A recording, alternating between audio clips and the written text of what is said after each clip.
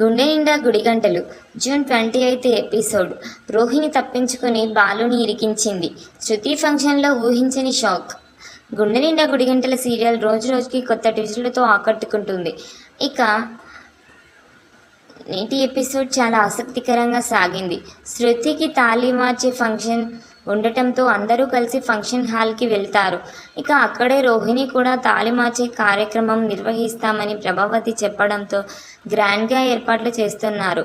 అయితే రోహిణి వాళ్ళ నాన్నను ప్రభావతి మలేషియా నుంచి రమ్మని చెప్తుంది. దాంతో తన తండ్రిని రప్పించే బాధ్యత తనదని చెప్పి ఒప్పించేస్తుంది.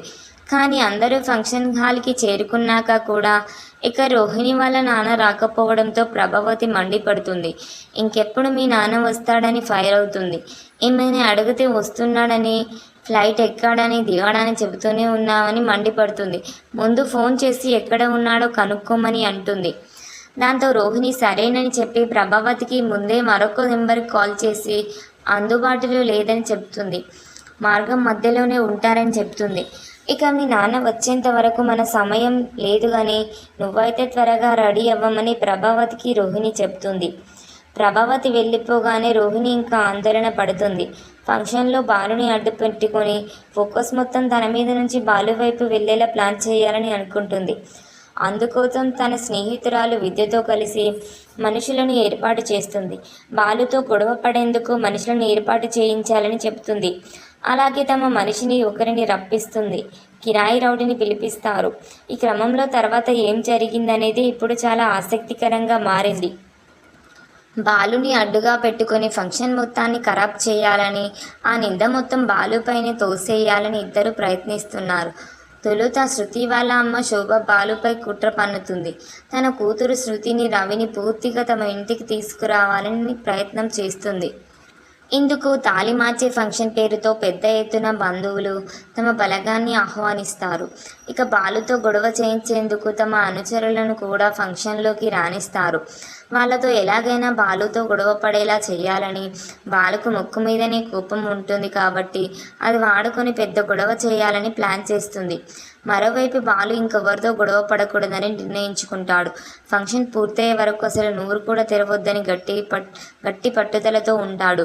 కనీసం ముందు వరుసలో కూడా కూర్చోకుండా వెళ్ళి వెనకాలే కూర్చుంటాడు. బాలుతో పాటే మీనా కూడా వెనకాలే కూర్చుంటుంది. ఇద్దరు సైలెంట్గా తమ ఫంక్షన్తో సంబంధం లేనట్టుగా ఉంటారు. ఇక మరోవైపు మనోజ్ భార్య బాలు వదిన కూడా బాలుని అడ్డు పెట్టుకుని తన సమస్య నుంచి తప్పించుకోవాలని ప్రయత్నిస్తుంది. అందుకు బాలుతో ఎలాగైనా గొడవ జరిగేలా చెయ్యాలని ప్లాన్ చేస్తుంది. తన స్నేహితురాలు విద్యతో కలిసి ఒక రౌడీని కిరాయికి తెప్పిస్తుంది. వాడితో బాలు ఎలాగైనా తాగేలా చేయించమని అంటుంది. కానీ వచ్చిన వాడేమో బాలుని పైకి పంపించే ప్లాన్ చేస్తానని అంటాడు. అందుకు రోహిణి భయపడుతుంది. బాలుతో కేవలం మందు తాగిస్తే చాలు, అతనికి ఉన్న నోటి దూలకు గొడవ దానంతట అదే అవుతుందని అంటుంది. ఇక అతనికి బాలు ఎక్కడ కూర్చున్నాడో రోహిణి, విద్య కలిసి చూపిస్తారు. ఇక తన బాలు సంగతి చూసుకుంటానని హామీనిచ్చి ఫంక్షన్ లోపలికి వెళ్తాడు. మరోవైపు శృతి వాళ్ళ అమ్మ శోభ ఏర్పాటు చేసిన మనుషులు కూడా వస్తారు. వారికి కూడా శృతి వాళ్ళ అమ్మ బాలుని చూపించి గొడవ పెట్టుకోమని పురమాయిస్తుంది. ఒకవైపు శృతి వాళ్ళ అమ్మ ఏర్పాటు చేసిన మనుషులు, మరోవైపు సొంత వదిన రోహిణి ఏర్పాటు చేసిన మనుషులు ఇద్దరూ కలిసి బాలుతో గొడవ చేయించేందుకు వెళ్తారు.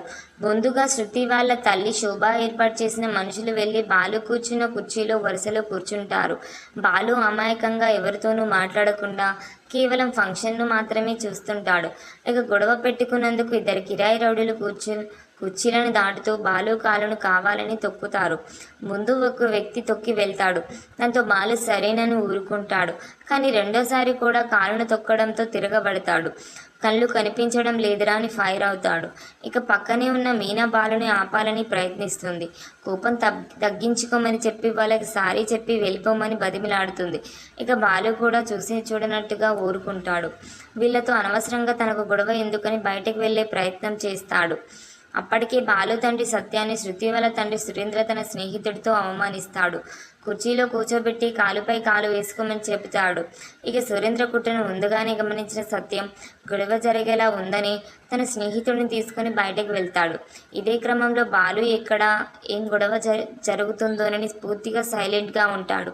అయినా శృతి వాళ్ళ అమ్మ శోభ, మనోజ్ భార్య రోహిణి ఇద్దరు కలిసి ఏర్పాటు చేసిన రౌడీలు బాలుని నానా రకాలుగా ఇబ్బంది పెడుతూ ఉంటారు.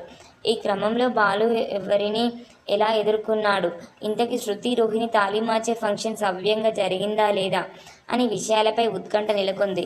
ఇక చివరికి ఏం జరిగిందనేది ఇప్పుడు ఆసక్తికరంగా మారింది.